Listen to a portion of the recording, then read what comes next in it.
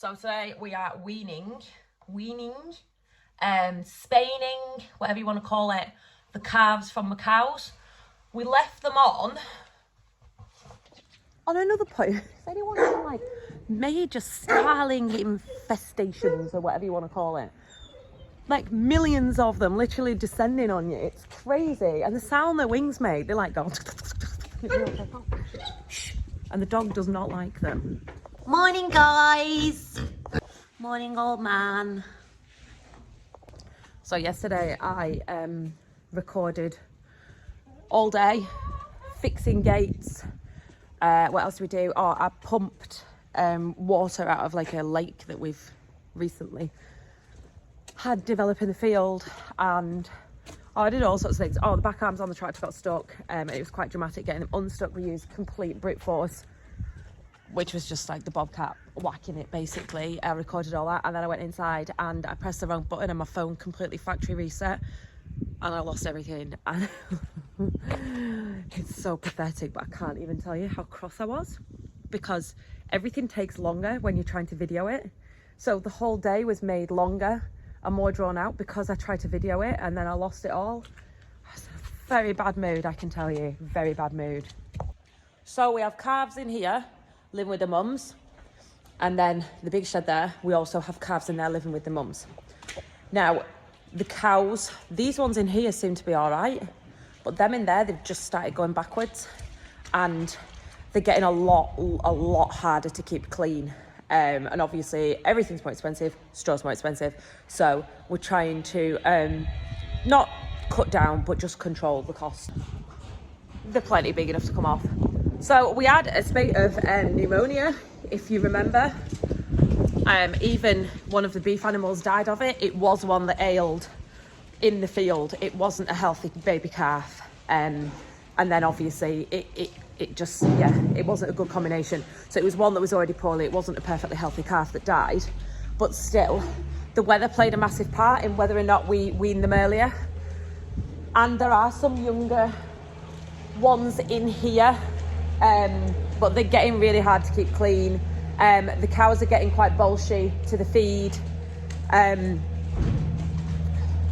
So yeah, I think it's definitely about time that they came off. Some of the big ones are massive and some of the little ones are little, so it's got to affect the little ones a little bit more negatively. So when we wean them, the calves will all live in here. They'll be mixed up for the first couple of weeks. Boys and girls, doesn't matter, we're not going to separate them. They're not at reproductive stage anyway. Someone said, how do you stop it? Well, they're not there anyway. They're not cycling.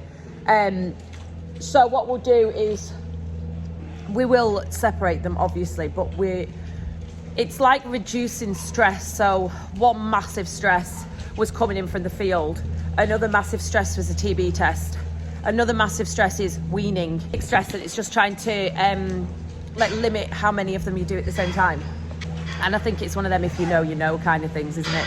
Some people wean the calves and send them to the auction. Like how they survive at the other end, I will never know. But you can always tell because they stand at the auction blaring the heads off. We will scrape out beforehand and we will bed afterwards. Just because they will punch the hell out of the bed when we're trying to get them all out, and it's just a pointless exercise. Cows will all go in the cubicles because that is the most cost-effective way to keep the cows. They're comfier, the cleaner, they get more food because the trough's bigger, to be honest. Everything about the cubicles is suited to the cows and not maybe to the calves as much. They'll be cleaner for us to clean out because they don't go in and turn around and poo on the back. So that's wonderful. So we're just going to write down now what cows were with the new bull, and that way when they calve in spring we know whose calves are who, because otherwise you'd be like, oh, was she down there or was she up here? And I'm not trusted with paperwork, like ever. Hello. So the weanlings, it's an Irish thing, I learned that off Yocho. The weanlings are penned. They're not happy, so we're going to hurry up. I'm not videoing it. So we're going to feed the cubicle shed, separate those off, and then swap about a bit. take the feeder down.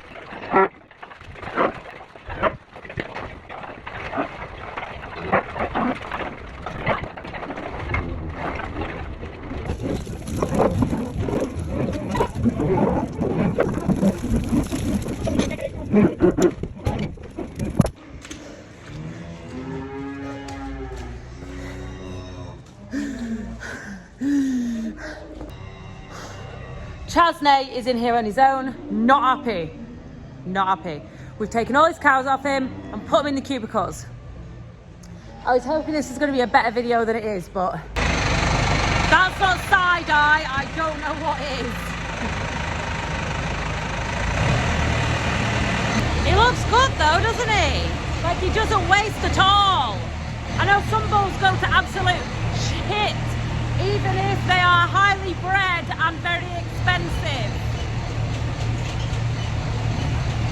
He's never been pushed on, ever. He just is honest and he is what he is. We bred him ourselves. Super proud of him. He's like a pocket rocket, he's amazing.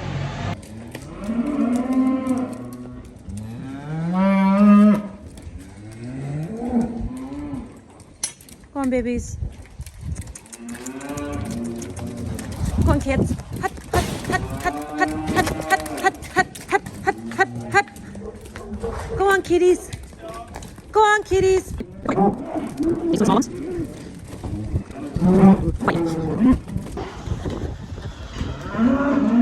Silly. They're all going crazy.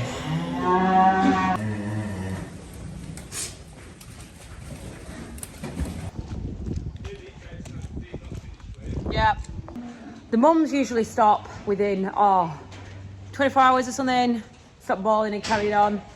I'm gonna go and tie all of these gates. So I'm terrified that the cows bang into them. There's Nuisance being a pain in the ass. Nuisance's calf is really young, if you remember. Nuisance's calf was born in the field. So she is gonna be cross. She is cross.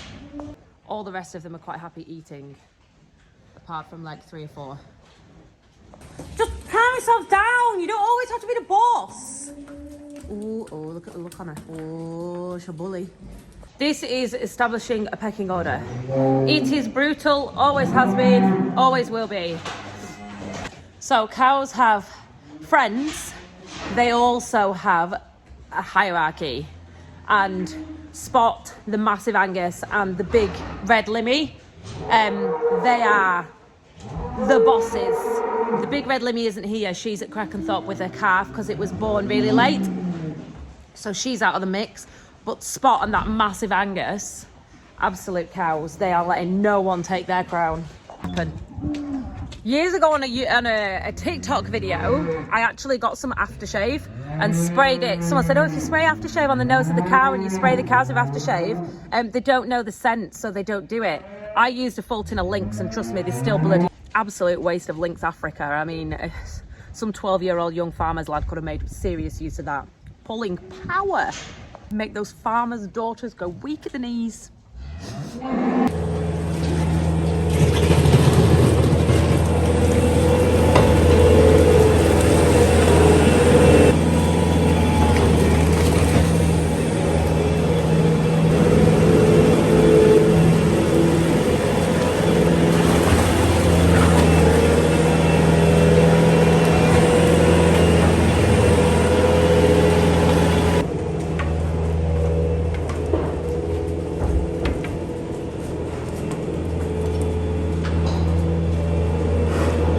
She obviously sees her as a threat to her masculinity.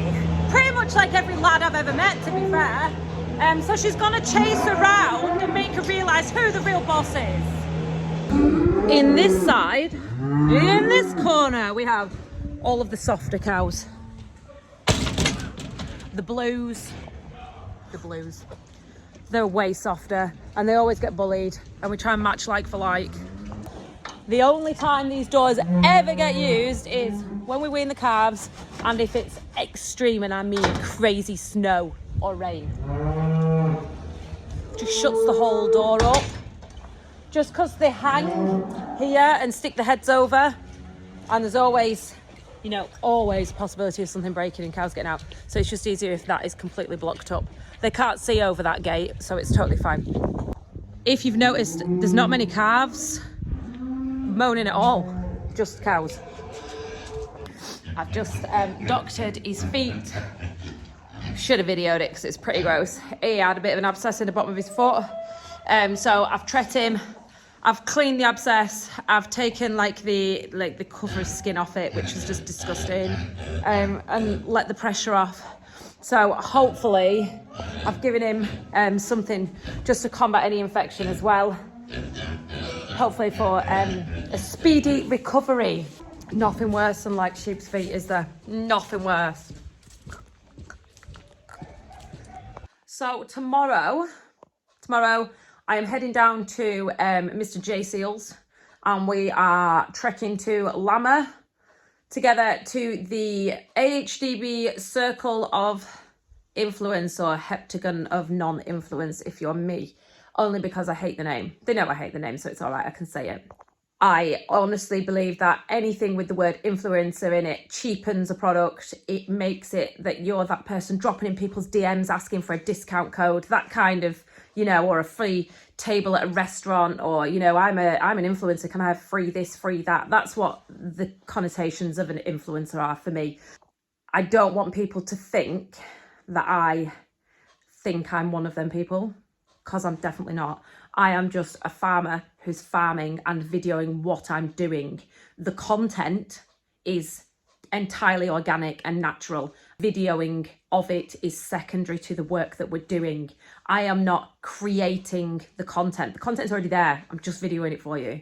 So with that in mind, apart from hating the title, I like the idea of pushing the message of farming and spreading the message of farming. So this meeting with the Circle Heptagon of Non-Influence, no, I'm joking. This meeting with the Circle of Influence is about consumer perceptions of the farming industry, field to fork, that sort of thing. Where are we going wrong? What can we improve on? Just general chit chat about that issue. Now, I feel I have something to add to this one. I feel I am a part of the movement that is sharing farming. Like, nothing I do is profound. I'm not making any great waves. I'm not making any massive statements or fighting for a cause as such.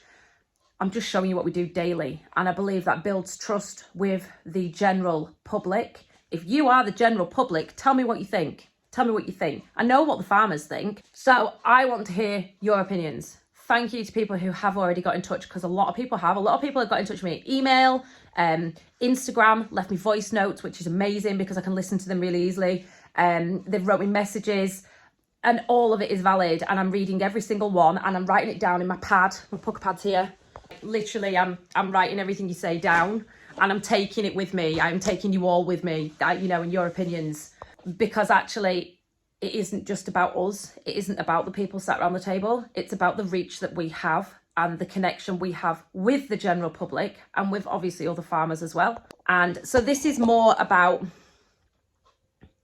how to improve consumer perceptions. And I honestly, I'm not blowing my own trumpet, and I'm nothing special, but I believe showing the mundane, day-to-day, good and bad, because I obviously do show you good and bad, running of a farm, what we do, no bells and whistles, there's no fancy pictures, there's no, you know, photoshopped images of, you know, everything's wonderful, everything's shiny, there's no vibe, because, you know, obviously Instagram's all about the vibe. There is no vibe, it just is as it is.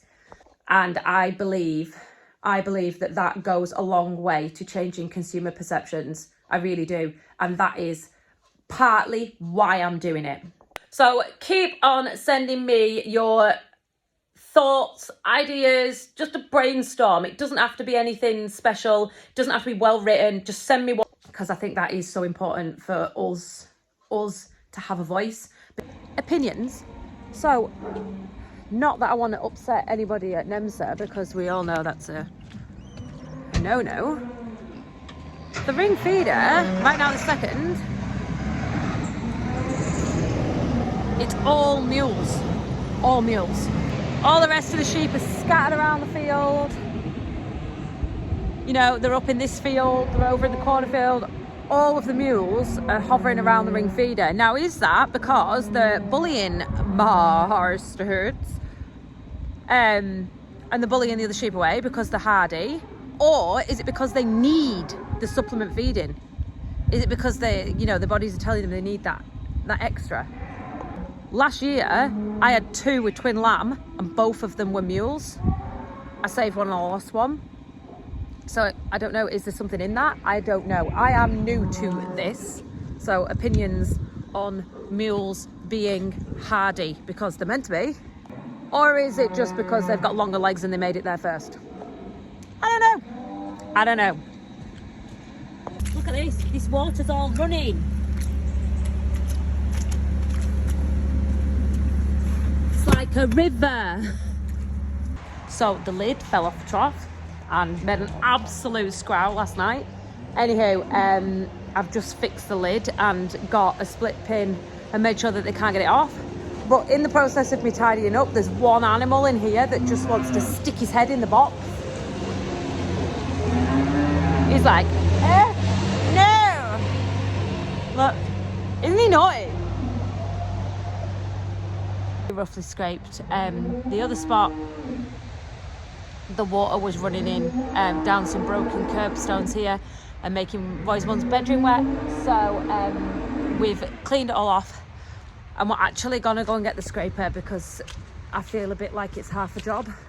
And because I'm away tomorrow, so nothing extra will be getting done. It'll literally just be basics and things that you can do on your own. I don't want people to forget that while I'm gallivanting, Roy's stuck here working. That's how it works. So we're doing extra work the day before and extra work the day after, just so that I can go somewhere. It's just one of them things. There's not a possibility at this time of year that Roy could go anywhere. Pointing, he hates pointing. He hates people that point. He's not looking, it's not worth doing it if he's not looking. Ugh. That needs putting on there, and then we need to scrape that. Yeah!